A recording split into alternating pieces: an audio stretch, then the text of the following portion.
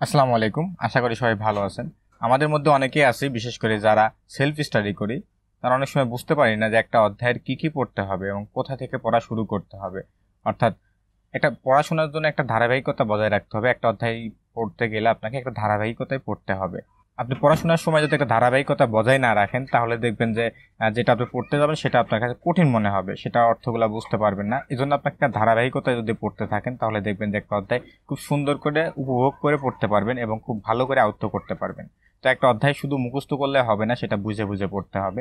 তো একটা অধ্যায়ের কি কি পড়তে হবে, কোথা থেকে পড়া শুরু করবেন, এই সকল বিষয় নিয়ে আজকের ভিডিওটি। অর্থাৎ আমি যেভাবে পড়াশোনা করতাম, একটা অধ্যায় কিভাবে পড়তাম, কোন কোন অংশগুলো কখন পড়তাম, সেই ধারাবাহিকতায় আপনাদের সঙ্গে শেয়ার করবো। শেষ পর্যন্ত দেখবেন, আশা করি আপনাদের ভালো লাগবে।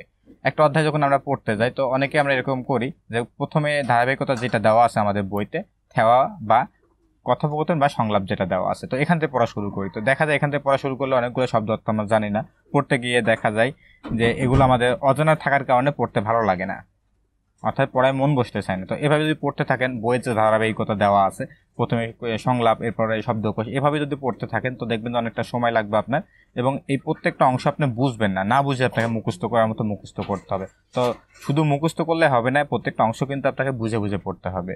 একটা অধ্যায় যখন শুরু করবেন, মনে করেন 21 নাম্বার অধ্যায়টা আমরা শুরু করলাম, তো 21 নাম্বার অধ্যায় যখন শুরু করবেন, তখন এই হেডিংটা একবার পড়ে নিতে হবে আপনাকে ভালো করে।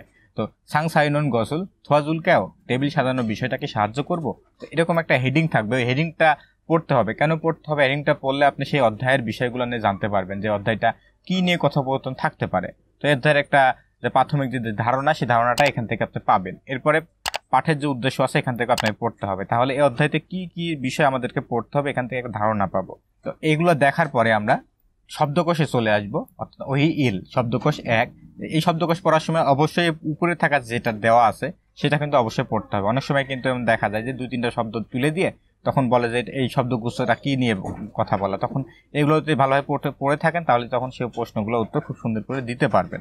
শব্দ অর্থ পড়ার সময় একটা জিনিস খেয়াল রাখবেন, অবশ্যই আপনি বই দেখে দেখে চিত্র সহকারে ভালো করে দেখে দেখে পড়বেন, তাহলে দেখবেন সে খুব তাড়াতাড়ি মুখস্থ করতে পারবেন। শব্দ অর্থের বই দেখে পড়লে কিন্তু এই সকল চিত্রের সঙ্গে পরিচিত হতে পারবেন না, এজন্য বই দেখে দেখে পড়বেন। এবং সেই শব্দটা যদি 2টা শব্দ নিয়ে থাকে, তাহলে সেই শব্দটা ভেঙে ভেঙে পড়ার চেষ্টা করবেন। যেমন ইয়াকসুক মানে হচ্ছে প্রতিশ্রুতি বা অ্যাপয়েন্টমেন্ট, হাদা মানে করা, তার মানে ইয়াকসুকুল হাদা প্রতিশ্রুতি করা বা অ্যাপয়েন্টমেন্ট করা। তো এখানে নিচে দেওয়া আছে সাক্ষাতের সময় নির্ধারণ করা। অনেক সময় দেখবেন যে এই অর্থগুলা ঠিকঠাক মিলবে না, অর্থাৎ এই যেখানে যে বাংলাগুলো দেওয়া আছে এগুলো অটো ট্রান্সলেটের মতো, যার কারণে অনেক সময় মূল অর্থের সাথে এটা মিলবে না। এজন্য আপনি যে শব্দগুলো দেওয়া আছে সেগুলো বুঝে বুঝে পড়ার চেষ্টা করবেন, দেখবেন অনেকটা সহজ হবে। পরবর্তী শব্দটা দেখেন, ইয়াকসুগুল মানে হচ্ছে প্রতিশ্রুতি বা সাক্ষাৎ ধরলাম। জিখিদা অর্থ পালন করা বা মেনে চলা। তো জিখিদা কিন্তু একটা আলাদা শব্দ, এই 2টা শব্দ মিলে একটা শব্দ তৈরি করা হয়েছে আমাদের এই শব্দকোষে। তো 2টা শব্দ যদি আপনি আলাদা আলাদা করে সুন্দর করে আয়ত্ত করে নিতে পারেন, তাহলে কিন্তু আপনার জিখিদা অন্য কোথাও থাকলেও সেটা আপনি তখন ধরতে পারবেন যে জিখিদা অর্থ কি।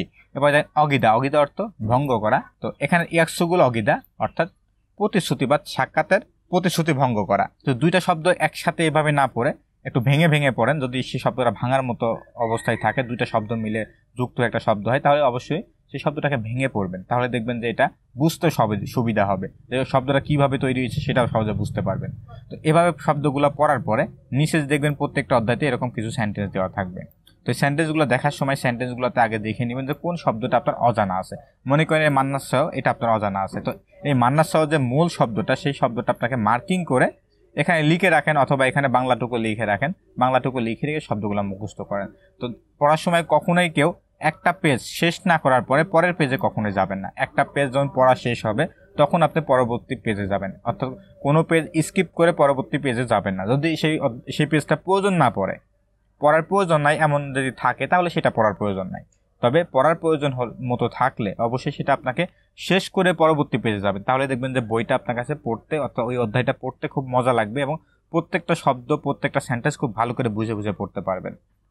তো এইভাবে যখন আপনি এই প্রত্যেকটা সেন্টেন্সগুলো খুব সুন্দর করে আয়ত্ত করে নিলেন, শব্দগুলো মুখস্থ না থাকলে মুখস্থ করে সেই সেন্টেন্স আকারে পড়ে পড়ে অর্থ বুঝে বুঝে এটা পড়লেন, তাহলে দেখবেন যে অনেকটা সহজ হবে। তো প্রত্যেকটা শব্দ জানার পরে সেই শব্দগুলো এখানে যেভাবে ব্যবহৃত হয়েছে সেই সেন্টেন্স আকারে যদি পড়ে পড়ে বাংলা করার চেষ্টা করেন, তাহলে দেখবেন যে আপনার যে একটা সেন্টেন্সের অর্থ করার যে অ্যাবিলিটি, সেই অ্যাবিলিটি আপনার মধ্যে তৈরি হবে। অর্থাৎ আপনার মূল শব্দগুলো জানার পরে সেই শব্দগুলো কিভাবে এখানে ব্যবহৃত হচ্ছে এগুলা দেখে দেখে আপনাকে আয়ত্ত করতে হবে ভালো করে। শব্দগুলো খুব ভালো করে প্রথম থেকে শব্দগুলো যদি প্রথমে ভালো করে মুখস্থ তখন দেখবেন যে এই সেন্টেন্সগুলো আপনার কাছে ডাল ভাতের মতো মনে হবে। তো এজন্য প্রথমে শব্দগুলো মুখস্থ করার পরে সেন্টেন্স আকারে এগুলো পড়ে অর্থ করার চেষ্টা করবেন। এরপর শব্দকোষ পড়ার পরে দেখবেন যে এখানে কিছু ছবি দেওয়া থাকবে, প্রায় প্রত্যেকটা অধ্যায়তে এরকম দেওয়া থাকবে। তো এখান থেকে সেই শব্দগুলো পড়বেন। প্রথমে তো একটা আমরা ভুল করে থাকি, এই প্রশ্নগুলো আমরা পড়ি না। তো প্রশ্নের যে ওয়ার্ডগুলো আছে, শব্দগুলো আছে, এগুলো কিন্তু আপনাকে পড়তে হবে। যে একটা প্রশ্নে যদি ওয়ার্ডগুলো না বুঝেন, প্রশ্ন যদি না বুঝেন, তাহলে আপনি উত্তর করবেন কিভাবে? এজন্য এই প্রত্যেকটা ওয়ার্ড কিন্তু আপনি মুখস্থ করে নিতে হবে। তো এরপরে এগুলো একটু মেলানোর চেষ্টা করবেন, যেটা মুখস্থ করে আসছেন সেটা দেখে দেখে এনে প্র্যাকটিসের জন্য এটা দেওয়া হয়েছে। যদিও আমাদের এরকম ধরনের প্রশ্ন হয় না। এগুলো দেওয়ার মূল কারণ হচ্ছে আপনার পড়াটাকে আকর্ষণীয় করার, যাতে যে শব্দগুলো পড়ে আসছেন সেই শব্দগুলো এখানে যদি ঠিকঠাক মিলাইতে পারেন তাহলে দেখবেন আপনার পড়তে অনেকটা মজা লাগবে। তো শব্দকোষে সবকিছু পড়ার পরে আপনি ব্যাকরণে চলে আসবেন। ব্যাকরণ থেকে যে ব্যাকরণটা থাকবে যতটুকু সম্ভব এখান থেকে বুঝে নেবেন। এগুলো বুঝে নেওয়ার পরে যখন বুঝতে পারবেন তখন এই সেন্টেন্সগুলা দেখবেন। এই সেন্টেন্সের মধ্যে কোনো শব্দ যদি আপনার অজানা থাকে সেই শব্দগুলো মার্কিং করে সেখানে বাংলা লিখে রাখবেন। লিখে রেখে এখান থেকে শব্দ অর্থটা মুখস্থ করে সেন্টেন্স আকারে গ্রামারটা ব্যবহার করে পড়ার চেষ্টা করেন, তাহলে দেখবেন যে আপনার সেন্টেন্সের যে গ্রামারটা ব্যবহৃত হয়েছে সেই গ্রামারটা প্র্যাকটিস হয়ে যাচ্ছে, পাশাপাশি অজানা শব্দগুলো মুখস্থ হয়ে যাচ্ছে। তো অবশ্যই কিন্তু এটা সেন্টেন্সের মতো করে পড়ে যাবেন, কিন্তু শব্দ অর্থ বই দেখে দেখে পড়বেন না। এই বই দেখে দেখে যেটা অজানা আছে সেটা এখানে লিখে রেখে সেখানে পড়তে থাকেন, দেখবেন খুব সহজে এটা আয়ত্ত করতে পারবেন। বুঝে বুঝে পড়তে হবে, শুধু মুখস্থ করলে হবে না, বুঝে বুঝে পড়তে হবে। আপনার প্রশ্ন কিন্তু হুবহু থাকবে না। তো বুঝে বুঝে যদি ঠিকঠাক পড়তে পারেন তাহলে দেখবেন প্রশ্ন যেভাবে ঘোরাই দেওয়া হোক না কেন আপনি সহজে উত্তর করতে পারবেন। তো ব্যাকরণটা দেখার পরে দেখবেন এরকম কিছু উদাহরণ দেওয়া থাকবে। তো যে ব্যাকরণটা দেখে আসছেন সেই ব্যাকরণের আলোকে কিছু শূন্যস্থান দেওয়া থাকবে। সেই শূন্যস্থানটা আপনাকে সুন্দর করে কিন্তু সমাধান করতে হবে এবং সেটা বুঝে বুঝে। সে ঠিক আগের মতো কোনো শব্দ অজানা থাকলে সেটা এখান থেকে আপনাকে মুখস্থ করে নিতে হবে। আবার এই ভুলটা কখনোই করবেন না, এই প্রশ্নটা আগে পড়তে হবে। প্রশ্নের প্রত্যেকটা শব্দ আগে পড়তে হবে এবং প্রত্যেকটা অর্থ খুব সুন্দর করে ভালো করে আয়ত্ত করার পরে এই প্রশ্নগুলো আপনাকে সমাধান করতে হবে। অর্থাৎ যে গ্রামারটা পড়ে আসলেন কতটুকু বুঝছেন সেই বোঝার উপর ভিত্তি করে এখান থেকে এগুলা সম্পূর্ণ করতে হবে। শব্দকোষ, গ্রামার এবং গ্রামারের প্র্যাকটিস করার পরে আপনি আসবেন থেওয়া অর্থাৎ সংলাপে। এই সংলাপে আসার পরে প্রথমে এই সংলাপের মধ্যে যাবেন না।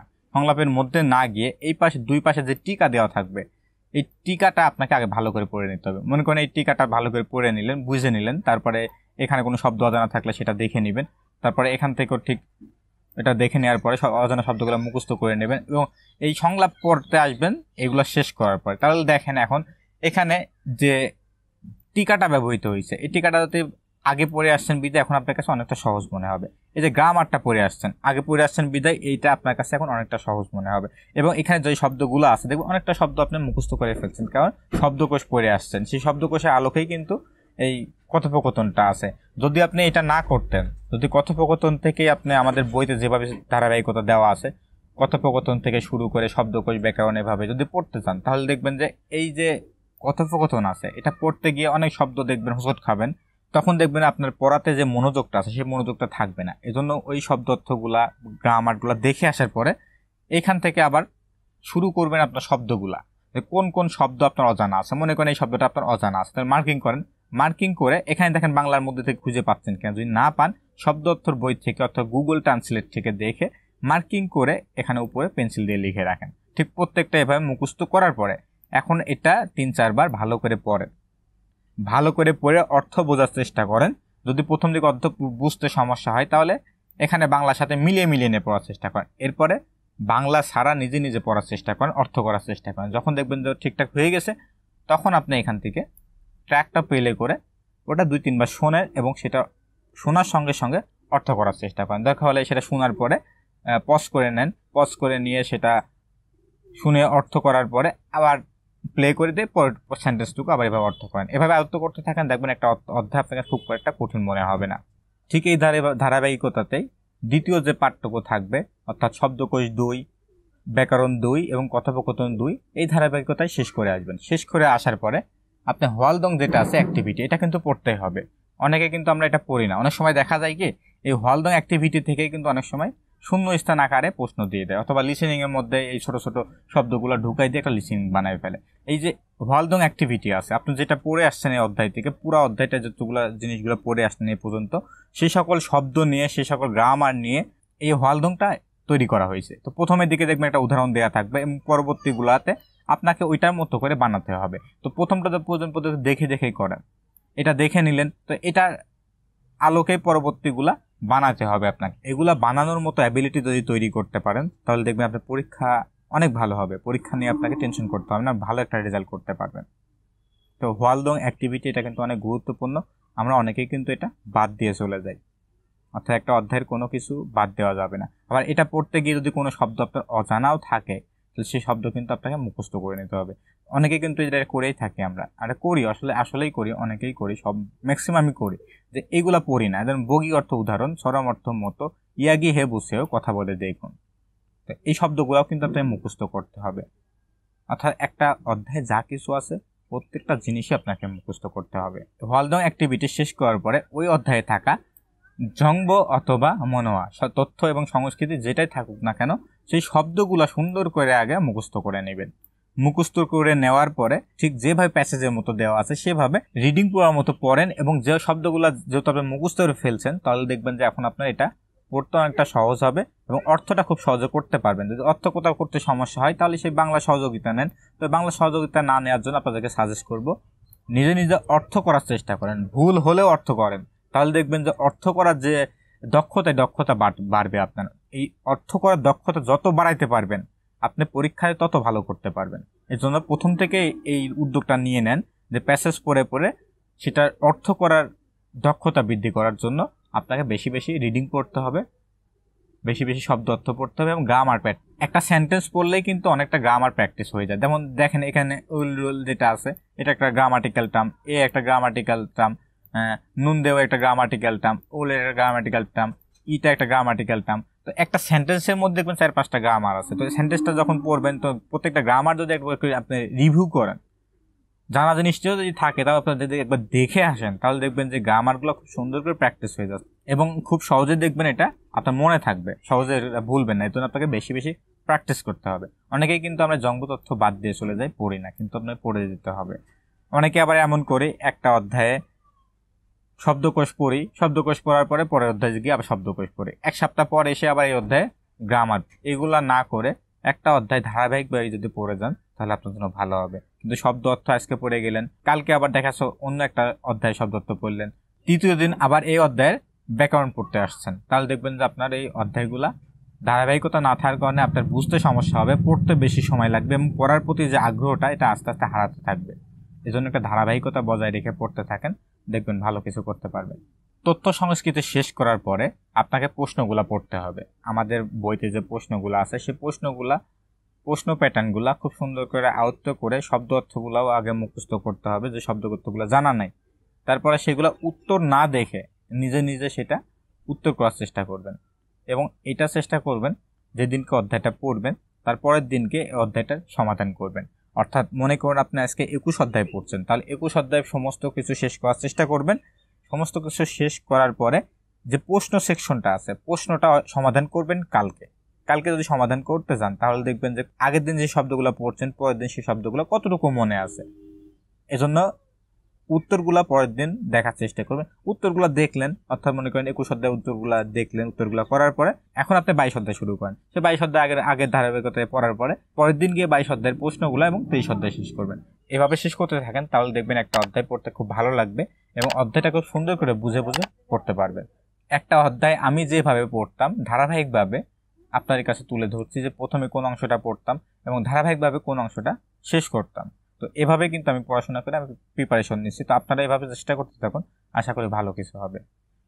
আজকের ভিডিওটি এখানে শেষ করছি। এরকম অনেক গুরুত্বপূর্ণ বিষয় আপনার কাছে তুলে ধরার চেষ্টা করব। আগামী ভিডিওতে দেখা হবে। সে পর্যন্ত ভালো থাকবেন। আল্লাহ হাফেজ।